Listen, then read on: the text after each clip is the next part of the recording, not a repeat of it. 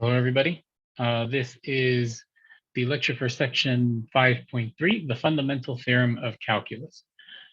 So in section 5.1 and 5.2 and a little bit in 4.10, all we did was sort of summarize sort of like the theory behind what integration is. We were trying to find the area under a curve, okay? We developed a working definition. It's the little boxes, right? The little rectangles that go up as high as f of x.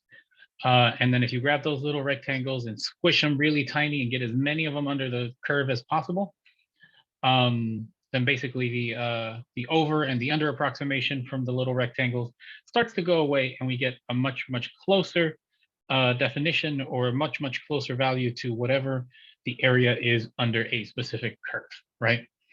So that's the theory behind integration, right? In the previous section, we just from looking at how areas behave, we figured out some of the properties behind an integral, and we sort of wrote those down, right? And there were pictures attached to them. Like I said, all we're doing here is areas under a curve, right? So if you just consider everything as an area, then things would make sense, right? That was all basically off of the theory, right? If you guys remember from derivatives, right, there was a point where we were done with the theory portion, right, and we got to use shortcuts, right? This is going to be that section for integrals. So after this section, we will be able to do integrals solely by using the shortcuts. Okay. So there are two things that we're going to cover in this section, okay? And they're both the fundamental theorems of calculus. There's actually two of them. There's two parts, both of which are required, okay? Unfortunately, there's not very much of a picture for them. These are just two that you're going to have to just remember. But that's as far as it is. Most of the time, nearly for the rest of this chapter, and for the rest of calculus for that matter, 2 and 3, we're really going to concentrate on how to use these, okay? So let me just go ahead and jump right in.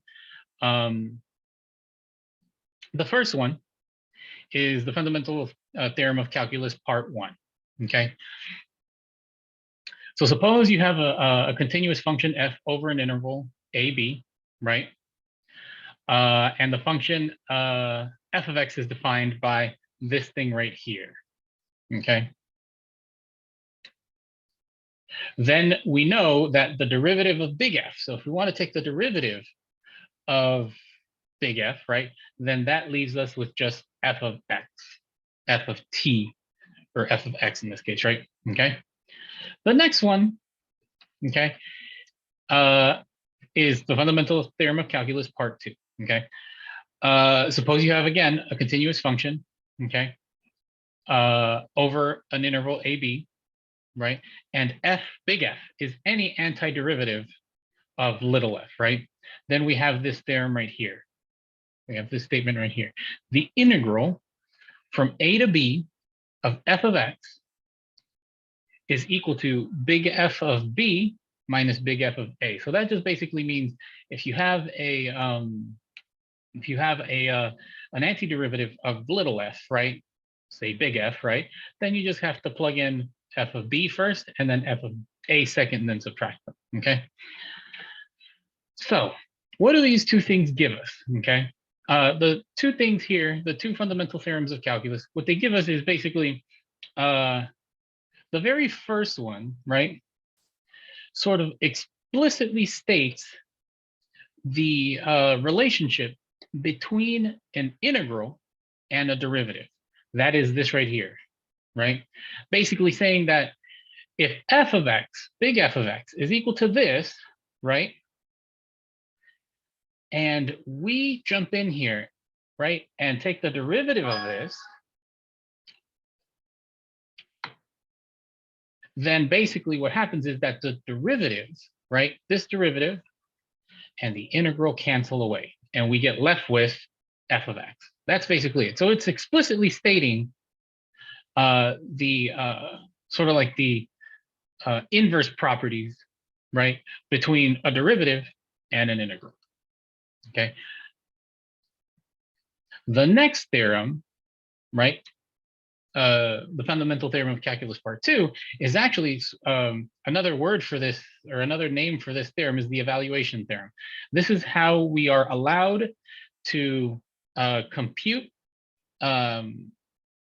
integrals, right, and then find actual values for them without having to go through the little box method. Okay, so this is how you would actually compute or evaluate an integral.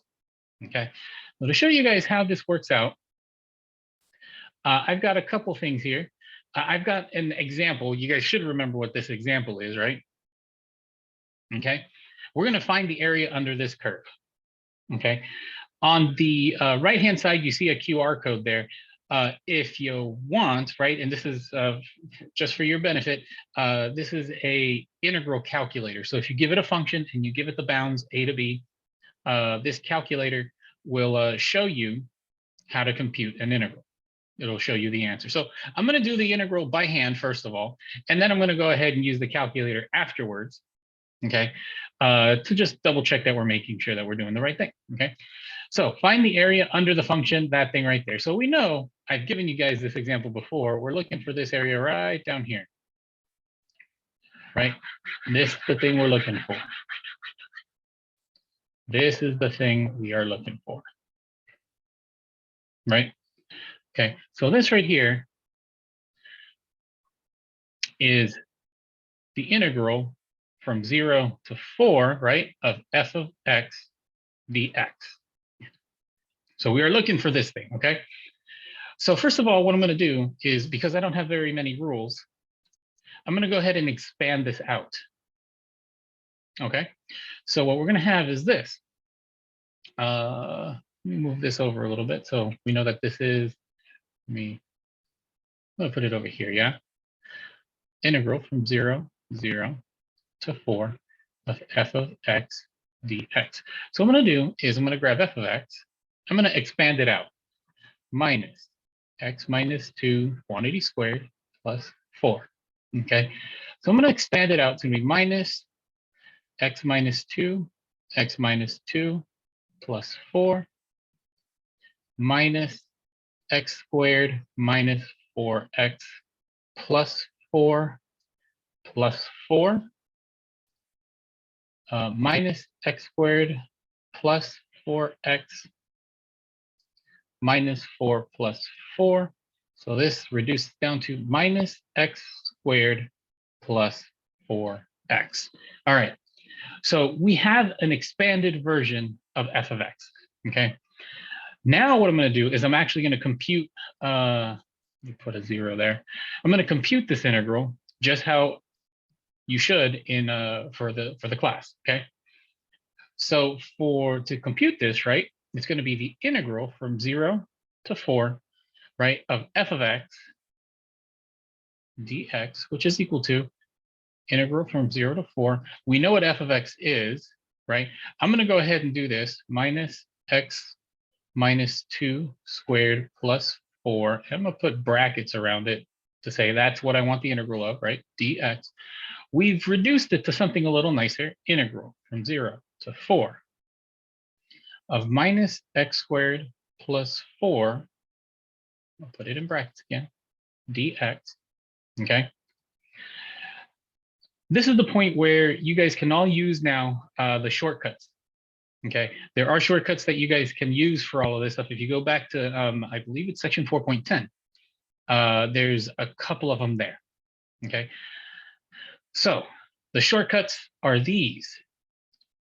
Okay, I can separate this. Oh, and I forgot an x here. I can separate this apart. So I'm going to do minus the integral from 0 to 4 of x squared plus 4 times the integral from 0 to 4 of x, and I should put dx. I should put dx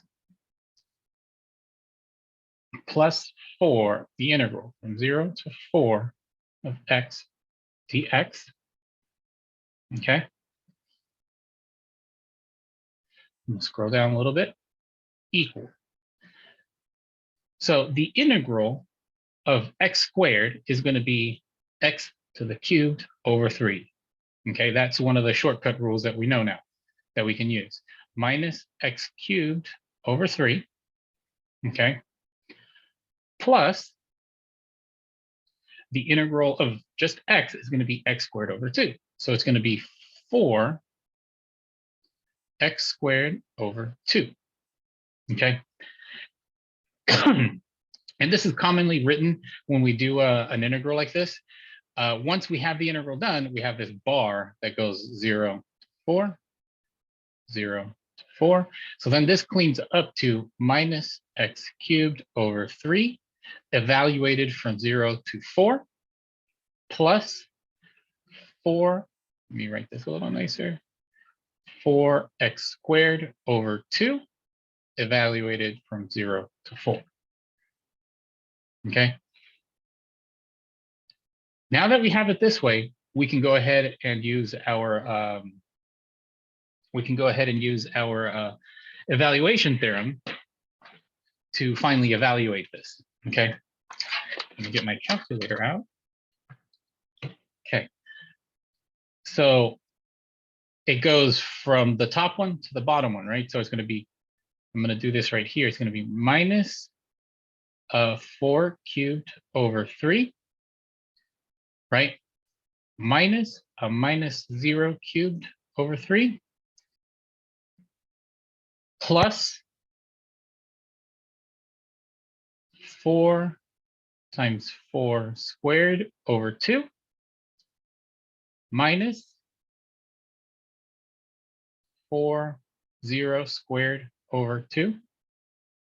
You guys see how this goes, right? So hopefully you guys noticed that this was my B and this is my A, B, A term, right?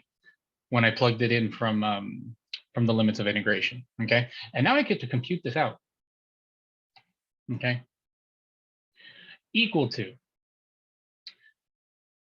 negative 4 to the third is 64, if I recall correctly. Yep.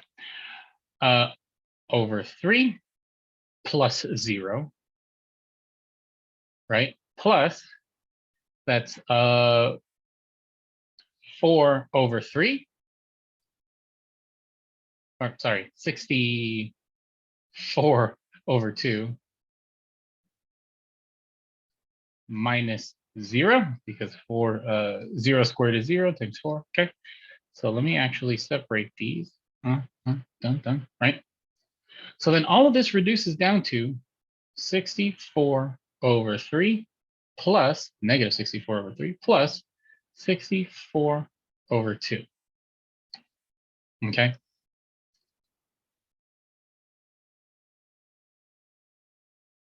If we do common denominators, that's going to be over 6, right? Let me write this neater, huh? 6 plus 6. Okay. So 64 times 2 is 128. And 64 times 3 is 192. Okay, that's going to be a negative 128, right? So now, if you reduce this down, right, 192 minus 128, 64 over 6, and that reduces down to 10.66. And that is our answer down at the very bottom right here, this right here. Okay, that is our answer for this. So now if you guys remember, I made you guys do the square approximations, all the little squares approximations. I made you guys do the approximations for this using divisions of 4, 8, and 16, right? And you guys saw that the answer was it was circling around a 10.5, a 10.6, right? Okay, this is the legit calculus way of figuring out that area. And notice the answer is actually 10.6666. Okay. So now we have an answer. Now I want to go ahead and show you guys how to use the Desmos calculator for it. So let me go ahead and find that Desmos calculator. Or not. Click on it right here. There we go. Boom. Okay. So for the Desmos calculator, I'm going to make it a little bolder here so you can see all the values and stuff. Okay. Like I said, this thing calculates it for you. Okay. So I'm going to go ahead and do a double screen here. Put both the functions there. So I'm going to put the function in minus x minus 2 quantity squared. Okay. Plus 4. There we are. Okay. So this is exactly the picture that I need. I need that shading that's right there, right? Just this bit. So that means I need the integral from 0 to 4. I can either do two things. You have an a and a b, so I can drag this or this, right? Or you can grab the point itself and drag it over to 0. Over to 0. There we go. Right? Just to make sure my a is not where I want it. So a is 0, b I want it to be 4, and lo and behold, it gives you the calculator 10.6666. Okay. So that means our answer, right, is legit. We got the right answer. Cool. Yay. Awesome. Okay. So use this calculator. Please don't use it as a crutch, right? This is supposed to be to verify your work. Okay, that calculator, the Desmos calculator, is supposed to be to verify your work. Don't rely on it. Okay. Like I said, use it for verification. Okay. From this point, from this section, from the beginning of this section, section 5.3, please use the shortcuts from section 4.10. Okay. It'll make life a lot easier. It'll make everything a whole lot smoother. It's gonna be much less tedious. Okay. That's one thing. And the other thing is this. For this example, notice that I was overly explanatory. I was breaking up every single little itty bitty step, every single little calculus step, and every single arithmetical step was broken down, and I showed all my work like entirely complete, right? That is not going to be required for you guys, at least not to this extent, right? If you show me a couple lines, if you show me a couple of expressions, you show me the computation. So what's going to end up happening soon, very soon for all of you, is you're probably going to give me this, right? And because you did all the reduction, you guys are going to give me this right here, right? And then maybe give me something like right here, and then answer, okay? That is perfectly fine. That is actually the point. We need to get you guys quick on evaluating these, okay? So you don't have to be this overly explanatory when you show your work, at least for me, but just keep in mind that this is all of the work that was happening in the background. Make sure you understand every single step, okay? After this point, I believe it is quick checks. So I want you guys to just try out the integrals that I've got here, okay? Again, use Desmos to verify your work. I'll be looking at answers later. I believe that is it. Lecture questions. This is a very short lecture. Go ahead, try these out. Again, keep your rules in mind, okay? They're all valid at this point. Please use the shortcuts, okay? You guys have any questions? Come by my Zoom room from 3 to 6 today on Thursdays, Monday through Thursdays. Come to the math lab, or just plainly send me an email and ask me the questions over that, okay? Study hard, and I'll see you guys in a bit.